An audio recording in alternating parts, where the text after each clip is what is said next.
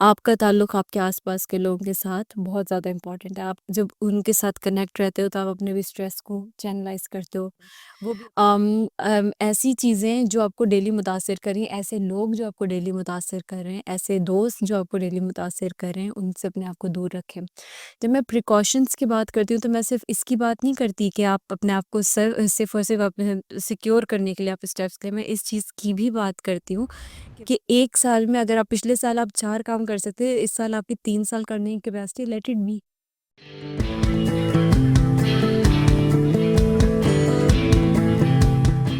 अस्सलाम वालेकुम everyone. Edu mentor podcast में आप सबका खुश आमदीद। मैं हूं आपका होस्ट फराज अयूब। बात कर रहे हैं हम स्ट्रेस मैनेजमेंट पर। इसके लिए हमें ज्वाइन किया है मिस सुमैया ने। आइए जानते हैं कि टीचर्स बेसिकली किन स्ट्रेटजीज़ को टीचर्स को बेसिकली फॉलो करना चाहिए टू प्रिवेंट बर्नआउट। ओके।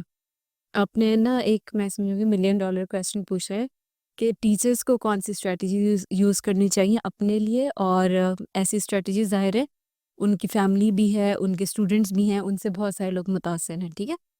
अच्छा, वो चीज़ें जो एक टीचर यूज़ कर सकते हैं अपने लिए, आप बेसिक आप स्टार्ट कर सकते हैं आप एंग्ज़ायटी को चैनलाइज़ करने वाली चीज़ों से, ठीक है?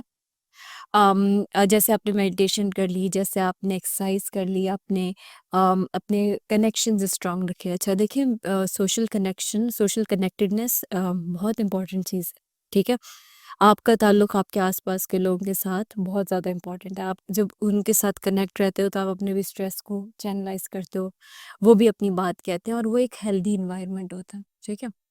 अच्छा, उसके बाद फिर एक और तरीका होता है, वो ये है कि अगर आप वर्क लाइफ़ को बैलेंस करना चाह रहे हो, और अगर आप उसके स्ट्रेस को मैनेज करना चाह रहे हो, तो उसके लिए आपको बहुत ज़्यादा विजिलेंट रहना है, प्रिकॉशियस रहना है उन फैक्टर्स के जो कि मज़ीद मुतासिर कर सकते हैं। फॉर एग्ज़ाम्पल, अगर आप वर्क प्लेस पे जा रहे हो और आने-जाने में आपको इतना टाइम लग रहा है, टाइम बहुत ज़्यादा लग रहा है, आपका डिस्टेंस बहुत ज़्यादा है, अगर कोशिश कर सकते हो तो इस फैक्टर को, इस वेरिएबल को मैनेज करने की कोशिश करें।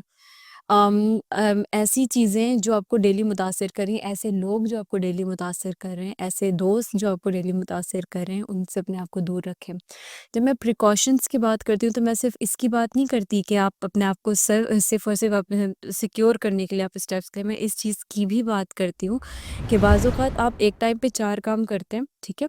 वक़्त गुज़रता है, आपकी एनर्जी इतनी नहीं रहती, ठीक है? You have to understand that. कि 1 साल में अगर आप पिछले साल आप 4 काम कर सकते थे, इस साल आपकी 3 साल करने की कैपेसिटी, लेट इट बी। ज़रूरी नहीं कि देखिए, ये बहुत ज़रूरी है कि you don't have to be very harsh on yourself, you have to be very kind. आपको बहुत काइंड अपने साथ रहना है, आपको बहुत एम्पैथेटिक अपने साथ रहना है और दूसरों के साथ रहना है, ठीक है?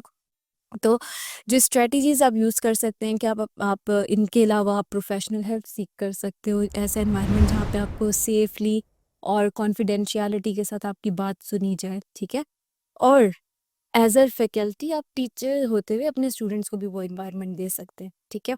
अच्छा, फिर एक और चीज़ है, वो ये है कि आप दूसरों के लिए एक हेल्पिंग एड बन सकते हैं। आपको पता है कि अब बाज़ औक़ात इंसान को ना छोटी-छोटी चीज़ों से खुशी होती है। जो मैंने अभी थोड़ी देर पहले एक फैक्टर बताया था, सोशल कनेक्टेडनेस, तो उसमें ये था कि बाज़ औक़ात कुछ लोग जो है ना, सोशली लोगों के साथ कनेक्ट करके, किसी की मदद करके, कोई ऐसा काम, अल्ट्रुइस्टिक काम करके, it it makes them feel good, ठीक है? सो ज़रूरी नहीं कि अगर मुझे कहा गया है कि 4 लोगों के लिए आपने आपने 4 लेट्स से अपने जो है ना टास्क करने, मेरी केपीआईज़ मीट हो गई हैं, मैं 5वाँ टास्क किसी को फ़ेवर करने के लिए ना करूँ, मैं एक सपोर्टिव एनवायरनमेंट अपने वर्क प्लेस पे भी रख सकती हूँ। तो ये बहुत बड़ा रोल है, बहुत बड़े फैक्टर्स हैं कि आप अपने साथ आप अपने लिए इस्तेमाल करें। मैं तमाम टीचर्स को भी यही कहना चाहूँगी कि एटलीस्ट आप और कुछ नहीं तो अपने लिए 25 मिनट, 20 मिनट नहीं तो कम से कम 10 मिनट तो डेली निकाल सकते हैं, मेडिटेशन तो कर ही सकते हैं ना। क्लास आप डेली अपने थोड़ी देर किसी को फ़ोन पे बात करके, एक एक नॉट इन अ वे कि आप जो है डिस्ट्रक्टिव बात करें, बट कंस्ट्रक्टिवली आप कनेक्ट तो हो सकते हैं ना। आप डीप ब्रीथिंग करें, आप कंस्ट्रक्टिव रहें, आप ऑल्ट्रुइस्टिक कैपेबिलिटीज़ जो आपकी हैं उनको एनहांस करें किसी के लिए। आपने काम किया, कल को कोई और भी आपके लिए इमोशनली अवेलेबल होगा, and the most important thing, अपने साथ बहुत ज़्यादा हार्श मत होइएगा।